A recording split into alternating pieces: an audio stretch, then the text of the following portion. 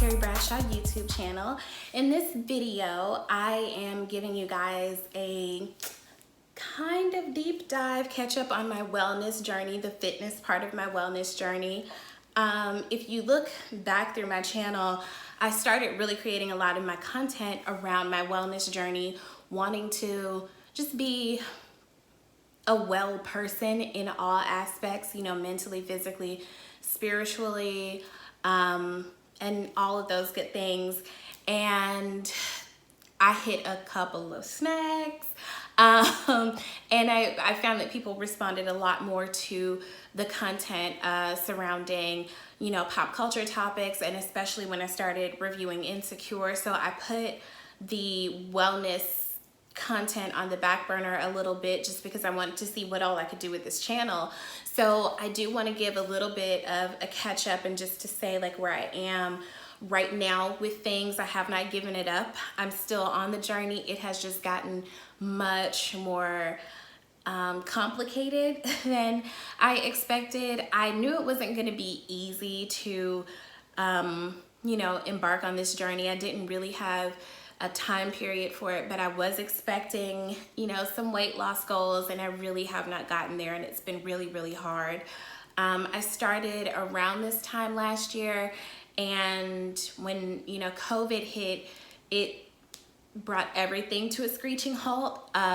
One of those main things is, you know, living in New York, I walk a lot, and for, you know, the first month, 2 months of quarantine, we really weren't doing anything. New York took the coronavirus very seriously. We closed gyms, you know, but I resolved with myself, I have all this time, I can really, you know, commit to doing in-home workouts. I can run, I can, you know, try to build my endurance because I'm not a great runner. I'm still working on it. I had a little knee injury the other day. I'm 33, child, bear with me.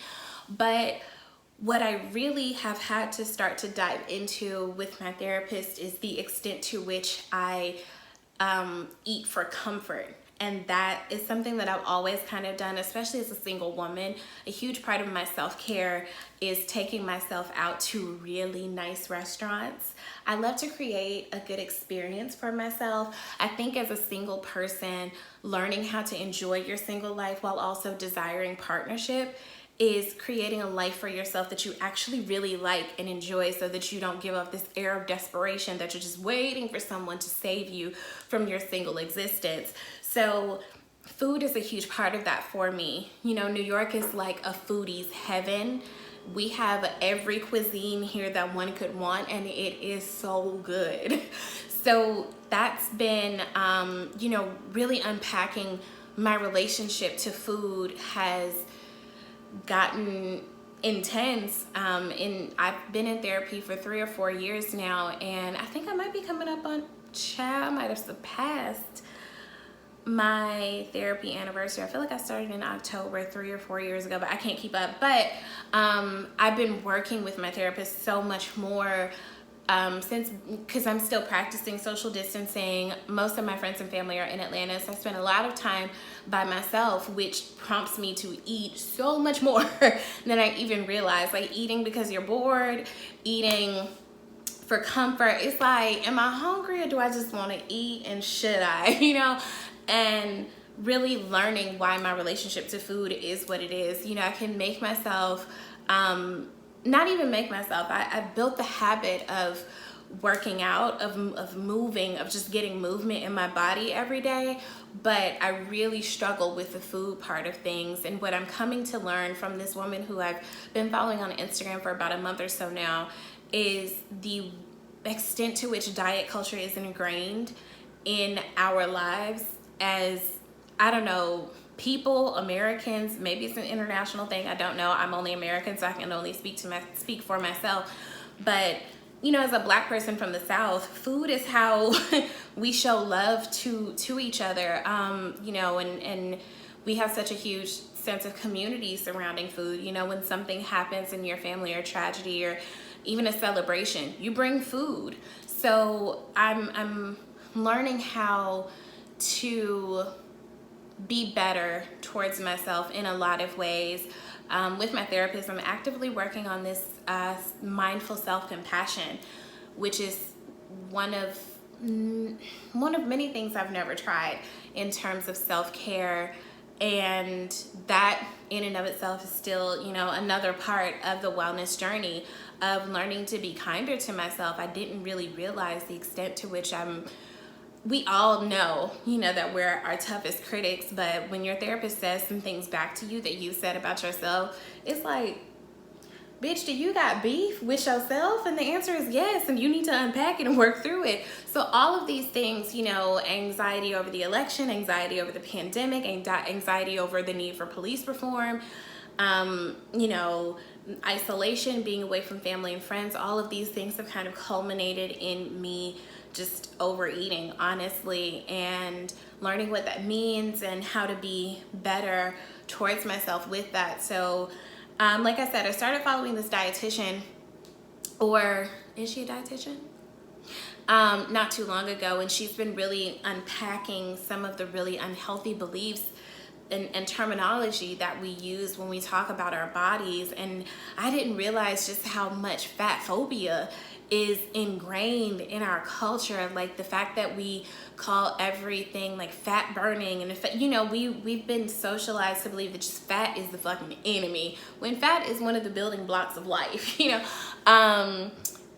So I'm still working on some things. It's just getting really, really tough. I'm looking to learn about intuitive eating as well, which is something that, you know, the restrictive diet thing never worked for me anyway. I like food too much. I did Whole30 once or twice. It was incredibly difficult. I think that if you have food sensitivities and you're trying to learn what those are, that may be a good hard reset for you, but it's just not sustainable. And I'm just like, okay, so what's a lifestyle that's going to be sustainable for me in order to feel well and in order to have a better relationship with my body? You know, it's hard to look at yourself and just not even know, like, where did this come from? When did this happen? How did we arrive here? You know, and to just not feel comfortable inside your body, and it's just not a sustainable way to live. So, you know, a part of any journey is learning what works and what doesn't, and recalibrating and moving forward. So that's what I'm doing.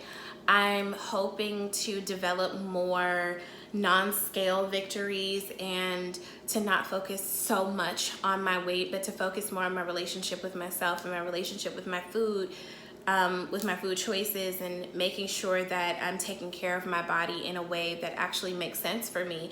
And it takes time to learn that. And it's been really hard because, you know, I see a lot of my friends who kind of started around the same time as me, who've met these weight loss goals that I simply haven't, and it's been really discouraging, but I'm still working at it. I will keep you guys updated, but that's why I kind of took a step back from creating the content surrounding wellness in that regard. If you watch some of my other videos, you know, I try to talk a lot about mental health and wellness in my discussions with, you know, Insecure, I May Destroy You, even Lovecraft Country, I think opened the door for a lot of discussions about, you know, childhood trauma and things like that. So I've still put it in my content, but it definitely hasn't been the main focus because I'm still figuring it out. And I would, you know, to be a content creator, you want to talk about things from like an expert position.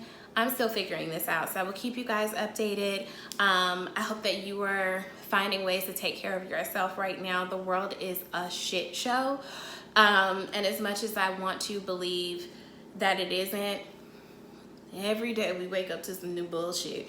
So I do believe that God is still here. I do believe that God is still working. I'm not giving up on him. I'm not giving up on me. I'm not giving up on us. And when I have updates for you guys, I will be sure to share them with you, but I am still on my wellness journey. We've just hit some snafus and we figuring it out so that we can move forward. And, you know, who knows, maybe one day I'll have like a fabulous, you know, whatever body to show you guys that will be different from this body. I don't know, but if not, that's okay too. And I'm learning to be okay with who and how I am regardless. You know, a huge part of mindful self-compassion is accepting yourself exactly as you are. And that's such a hard thing to do. It's really hard to accept yourself when there's so many things that you want to change and improve and develop, and you know, that's something that I'm working through as well. If you guys are interested in learning about mindful self-compassion, I'm going to put a link to the workbook that I'm doing with my therapist. I highly recommend doing it with a therapist. So if you're in therapy and that's something that you want to explore, definitely check out this workbook. I devote about 30 minutes to it. I try to do it every day. Sometimes it's every other day. You know, again, anxiety, depression, you know, kicks in sometimes. Child, it's just like I don't have it.